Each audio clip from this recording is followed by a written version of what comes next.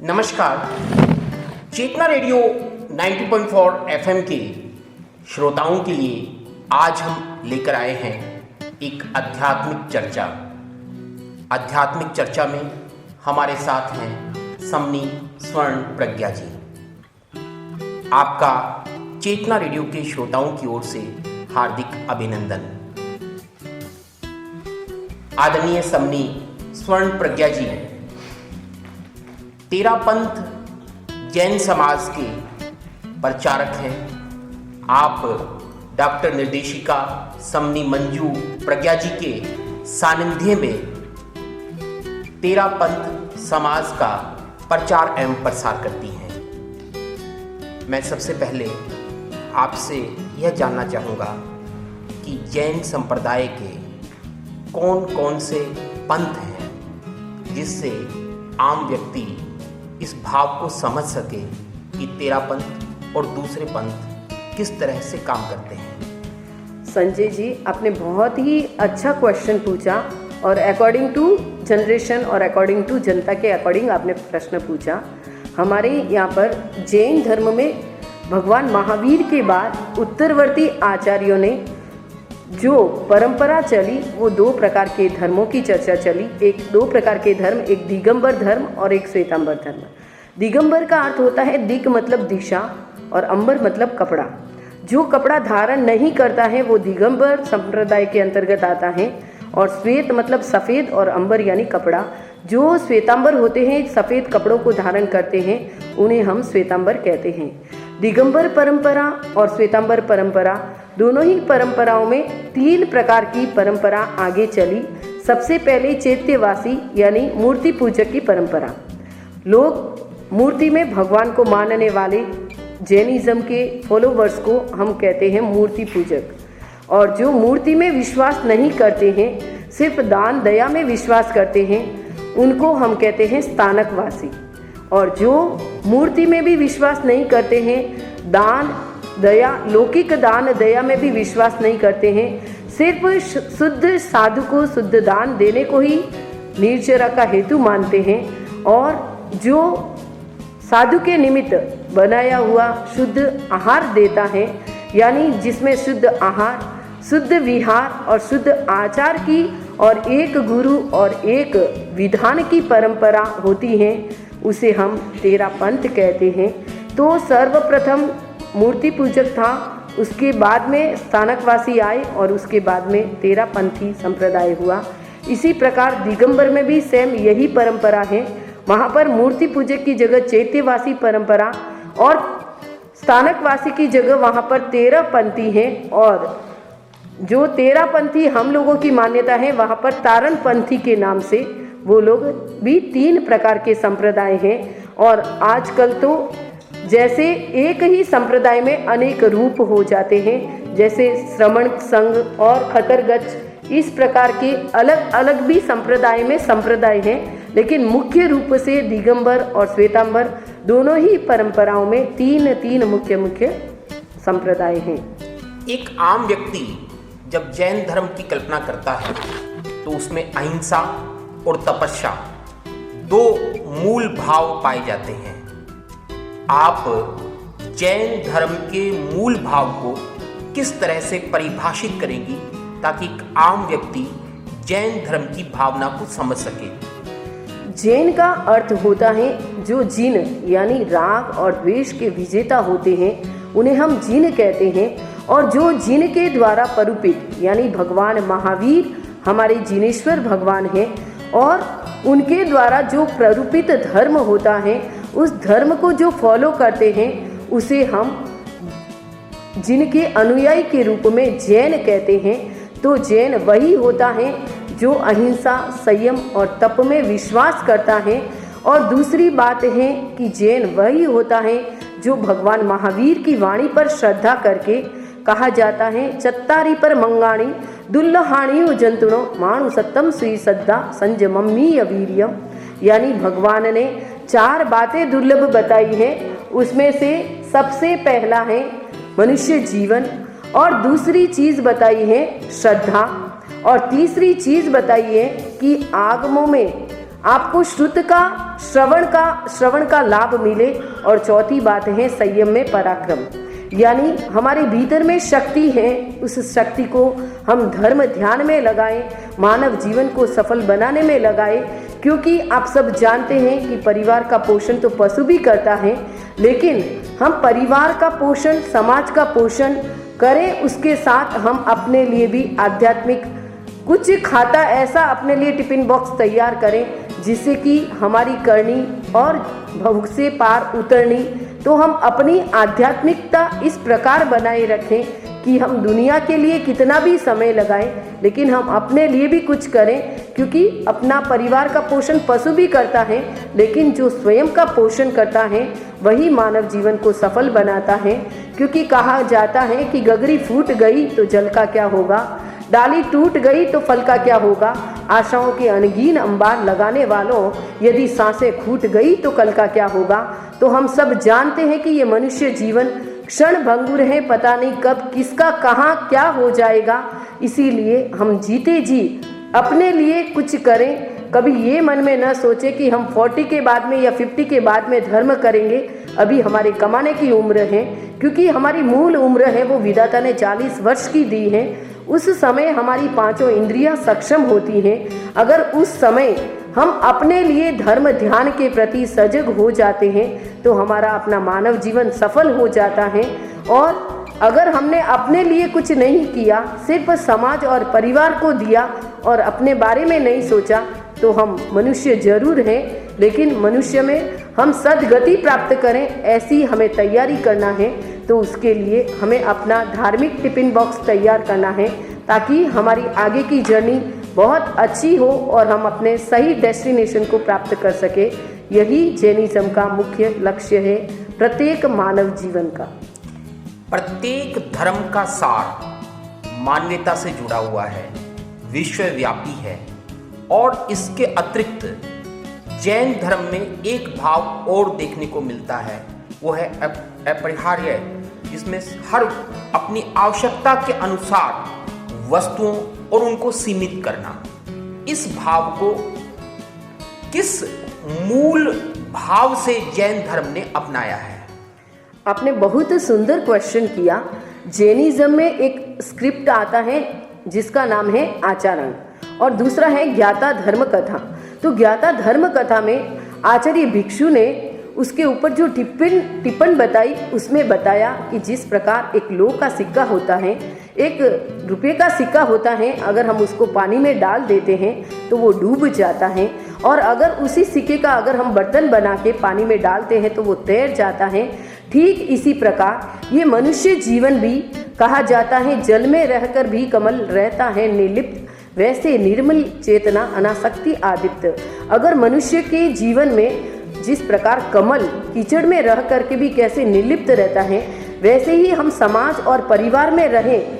लेकिन समाज और परिवार अगर हमारे अंदर में रह जाएगा तो क्या हो जाएगा, हमारा ये मनुष्य जीवन भारी हो जाएगा और भारी से हमारी गति भी अधो हो सकती है। जिस प्रकार रुपया डूब जाता है, वैसे ही अगर नौका पानी में चलती है तब तक तो ठीक है, और नौका में छेद होने से क्या होगा, नौका डूब सकती है। ठीक इसी प्रकार हम परिवार के बीच में रहते हैं तब तक ठीक है, समाज के बीच में रहते हैं, पैसों के बीच में रहते हैं तब तक ठीक है। लेकिन परिवार, पैसा और समाज अगर हमारे अंदर में बैठ जाता है, उनके प्रति अति अटैचमेंट होता है, तो वो हमारे मनुष्य जीवन को डुबाने वाला है, हमारी मनुष्य जीवन की गति को बिगाड़ने वाला हो सकता है।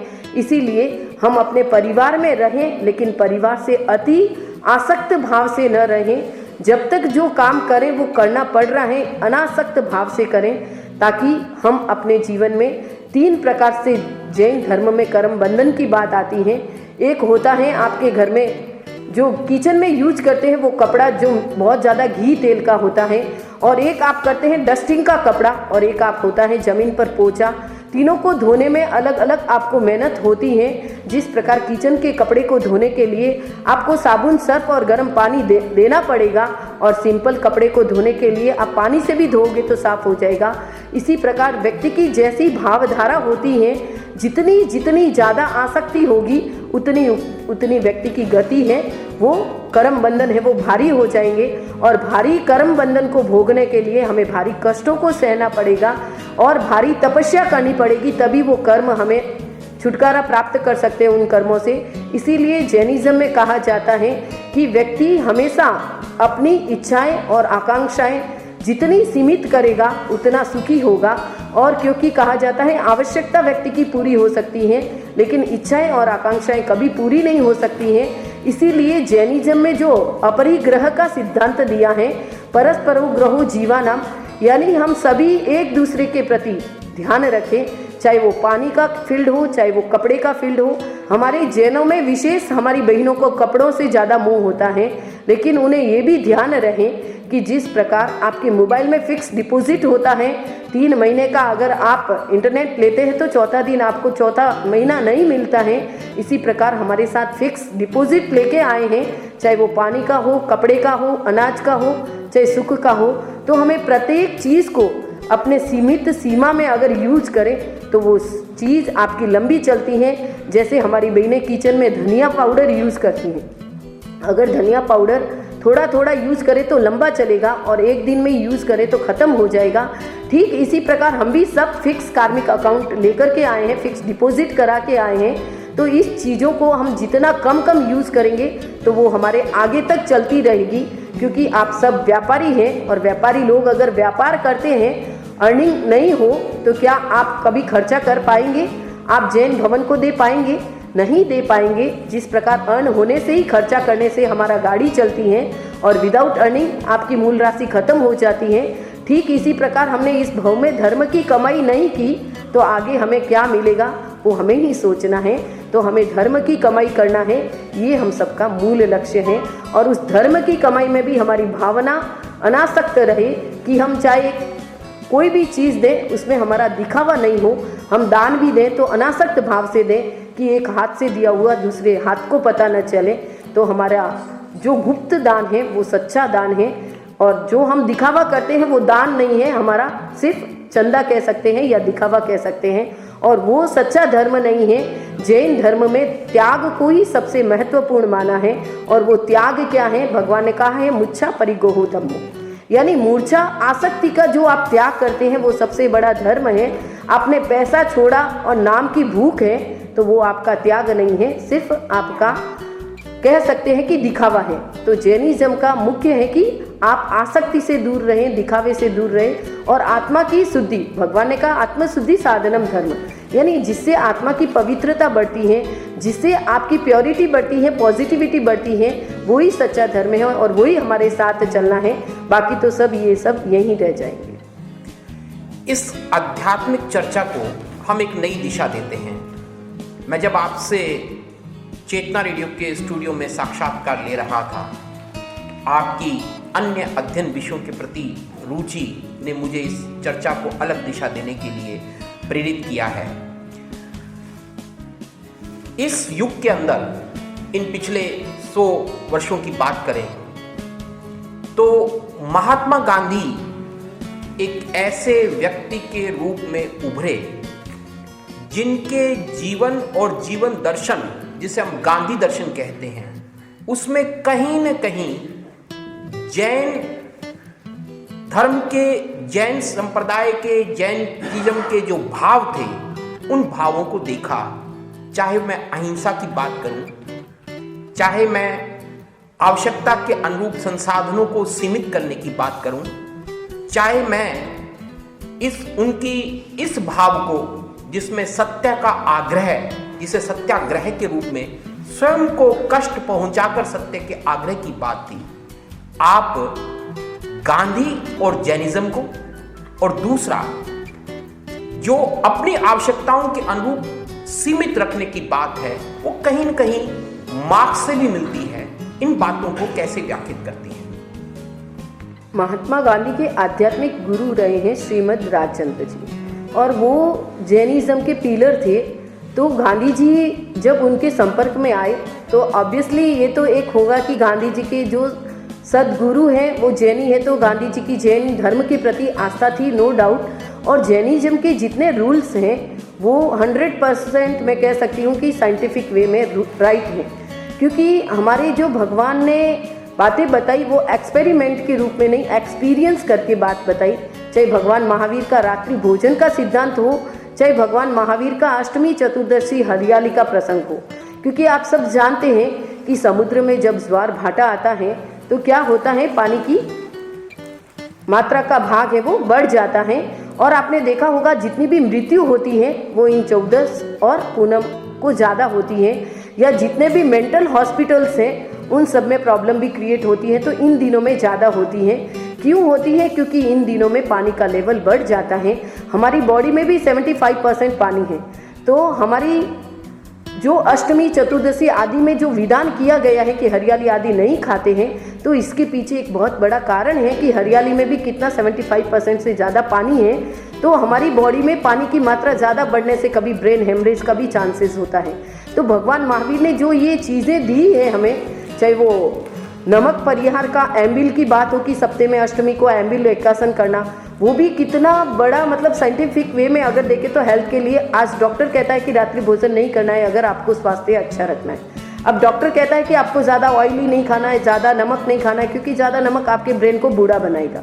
जब बच्चा बचपन में होता है, जब तक नमक नहीं खाता उसका ब्रेन बहुत शार्प होता है, लेकिन जैसे ही वो बड़ा होता है तो उसका क्या होता है, ब्रेन थोड़ा थोड़ा वीक होता जाता है। हम डे बाय डे अपनी समझ बढ़ती है लेकिन मेमोरी हमारी डिक्रीज होती है, इंक्रीज नहीं होती है। एक्सपीरियंस हमारे इंक्रीज हो सकते हैं, बढ़ सकते हैं, लेकिन हमारी बुद्धि है वो कम होती है, क्योंकि जितना ज़्यादा हम नमक यूज़ करेंगे उतना हमारी बुद्धि भी कमज़ोर होगी।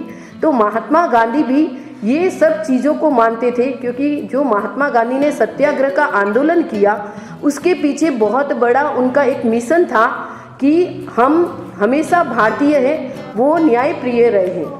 और न्याय प्रियता भारतीयों का एक मूल मोटो था कि कहीं पर भी अन्याय हो तो भारतीय सहन नहीं करेंगे, चाहे वो किसी भी फील्ड में हो, चाहे धर्म के फील्ड में हो, चाहे हमारे नियमों के फील्ड में हो। तो हम महात्मा गांधी को हमने बहुत निकटता से पढ़ा है। और जब उनका लंदन वाली स्टोरी और जब लंदन की उनकी स्टडी के बारे में, और मैं लंदन गई तो मैं महात्मा गांधी जहाँ पे जिस कॉलेज में उनका रहा उस कॉलेज में भी हम जाके आए कि किस प्रकार महात्मा गांधी के प्रति आज भी लोगों को वहाँ पर इतनी श्रद्धा है कि महात्मा गांधी जो हमेशा एक लंगोटी में रहते थे और आज वो नोटों में अमर हो गए। और हम सब जानते हैं कि महात्मा गांधी ने जो देशभक्ति का परिचय दिया और सच में जो सत्याग्रह आंदोलन का और दंडी यात्रा उनकी जो अहमदाबाद से आश्रम साबरमती से जो निकली वो सच में आज भी यादगार यात्रा के रूप में है। और उनके द्वारा जो दिया गया भारत को एक यूँ कह सकते हैं कि स्वतंत्रता का जो एक गिफ्ट मिला है वो हम सबके आइडल पुरुष बन गए हैं, वो मरकर के भी अमर हो गए हैं। चाहे गोडसे ने उनको गोली से मारा है, उसके पीछे क्या इतिहास होगा वो हमें नहीं पता, लेकिन महात्मा गांधी भली वो मौत से नहीं मरे लेकिन वो मरकर कहीं भी अमर हो गए, क्योंकि उन्होंने जो स्वतंत्रता का हमें अधिकार दिया और हर फील्ड में उन्होंने जो भारत का विकास किया, वो ऐसे विरले पुरुष मिलना हमारे लिए सौभाग्य है। तो ऐसे महात्मा गांधी जैसे नेता को प्राप्त करके ये हमारा भारत देश बहुत गौरव की अनुभूति करता है। और ऐसे देश भक्तों के लिए हम श्रद्धांजलि दें उतनी कम है। और उनके द्वारा जो दिए गए निर्देश हैं वो जैनिज्म में बहुत ज़्यादा निकटता से फॉलो करते हैं। चाहे वो उन्होंने अपरिग्रह का सिद्धांत दिया था और यही कहते थे कि ज़रूरत से ज़्यादा हम कपड़े धारण नहीं करें। हमारी बहनों को विशेष सोचना चाहिए कि हम 50-60 साड़ियाँ, पता नहीं कितनी साड़ियाँ, और जिस घर में ज़्यादा परिग्रह होगा उसमें हमें संभालने में भी समय लगेगा, उसको रुखवाली करने में भी समय लगेगा, उसको वापस देखने में भी समय लगेगा, और आए दिन नई फैशन मिलती। तो हम ज़्यादा परिग्रह नहीं करें, ये महात्मा गांधी का भी सिद्धांत था और ये भगवान महावीर का भी सिद्धांत था। दूसरा उनका सिद्धांत अहिंसा का था, तो भगवान महावीर का भी अहिंसा का था। उनका एक ही लक्ष्य था कि हम जानबूझ करके किसी को हर्ट नहीं करेंगे, लेकिन कोई हमारे को हर्ट करेगा तो हम उनको फिर छोड़ेंगे नहीं। तो भगवान महावीर ने भी अहिंसा का सूत्र दिया कि कोई भी जीव पंचेंद्रिय का वध नहीं करे, लेकिन उस पर अगर कोई आक्रमण करे तो हम उसके प्रतिकार के रूप में सामने वाले को हम भी कुछ भी कर सकते हैं। अपनी आत्म सुरक्षा के लिए हम सामने वाले को हिंसा का प्रयोग करना पड़े तो हम मना ही नहीं है, ऐसा भगवान महावीर ने कहा। हालांकि भगवान महावीर ने सूक्ष्म अहिंसा का पालन करने के लिए कहा कि हम अपने हाथ से चींटी न मारे, लेकिन अपनी आत्मरक्षा और शील रक्षा की जरूरत हो तो वहाँ पर हम कुछ भी करें, हमें मनाही नहीं है। इस प्रकार भगवान महावीर और महात्मा गांधी के सिद्धांत हैं वो बहुत सिमिलर हैं, और दोनों के सिद्धांत ऐसे लगता है कि जैनिज्म के अकॉर्डिंग है और जैन स्क्रिप्ट से काफ़ी मैच करते हैं। अंतिम सवाल, और आज के परिवेश में जब पूरी दुनिया में धर्म एक दूसरे के प्रतिस्पर्धी बने हुए हैं, ऐसे में एक भाव धर्म का यह रहता है कि वह दूसरे धर्म का भी उतना ही सम्मान करे। इस बिंदु पर श्रोताओं को, इस देश के वासियों को आप क्या संदेश देना चाहेंगे? हम संदेश यही देंगे संजय जी आपको कि इंसान पहले इंसान, फिर हिंदू या मुसलमान। हमारी भारतीय संस्कृति यही कहती है कि गिव रेस्पेक्ट गेट रेस्पेक्ट। अगर आप किसी को रेस्पेक्ट देंगे तो ऑटोमेटिकली आपको रेस्पेक्ट मिलेगा। अगर आपने सामने बॉल फेंकी है दीवार पे तो बॉल रिटर्न आपके पास आएगी आएगी। इसी प्रकार अगर हम सभी मानवीयता के नाते हम सब एक ही आत्मा के अस्तित्व को धारण करने वाले हैं, खून हम सबका एक है, शरीर की मिट्टी हम सबकी एक है, सिर्फ विचारों के आधार पर हमने ये धर्म का यूँ कह सकते हैं कि डिवाइडेशन कर लिया। एक्चुअल में हम सबका धर्म, आप चाहे किसी भी धर्म में, इस्लाम धर्म में जाएं, ईसाई धर्म में जाएं, वैदिक धर्म में जाएं, हिंदू धर्म में जाएं, बुद्धिज़्म में जाएं, सबका एक ही लक्ष्य है कि आत्मशुद्धि साधना। मतलब आत्मा की शुद्धि जिससे भी हो, चाहे वो त्याग पचकान की विधि हो, चाहे शुभ भावों की विधि हो, चाहे पॉजिटिविटी की विधि हो, चाहे सामायिक माला अनुष्ठान की विधि हो, सबका लक्ष्य एक ही है। जाने के रास्ते अलग अलग हैं। जिस प्रकार आपके चेतना स्टूडियो में हमें आना है तो हम, कोई कार से आता है, कोई गाड़ी से आता है, कोई व्हीकल से आता है और कोई पैदल आता है, लेकिन हम सबका डेस्टिनेशन एक ही है आने के जाने के। हमारे बहुत सारे व्हीकल चेंज हो सकते हैं लेकिन हम सबका डेस्टिनेशन एक है। तो हम सभी धर्मों का एक ही डेस्टिनेशन है कि हम पॉजिटिविटी के आधार पर हम जन्म मरण की परंपरा से मुक्त होकर के शाश्वत मुक्ति को प्राप्त करें और इस 84 के चक्कर के फेरे से बचें। ये सभी धर्मों का लक्ष्य है। आपका बहुत बहुत आभार। हमारी घड़ी की परिसीमा हमें बाधित कर रही है कि हम इस अध्यात्म चर्चा को यहीं विराम दें। आपसे हुई ये बातचीत हमारे श्रोताओं के लिए, उन व्यक्तियों के लिए जो धर्म का मंथन करना चाहते हैं, धर्म से उस भाव को निकालना चाहते हैं जो उन्हें इस जीवन में सहज बनाए, उसके लिए मार्गदर्शन के रूप में अपने आप को सिद्ध करेगी। आपका पुनः आभार। पुनः अवसर मिलेगा तो एक नई धर्म चर्चा के साथ चेतना रेडियो के श्रोता आपसे मुखातिब होना चाहेंगे। धन्यवाद।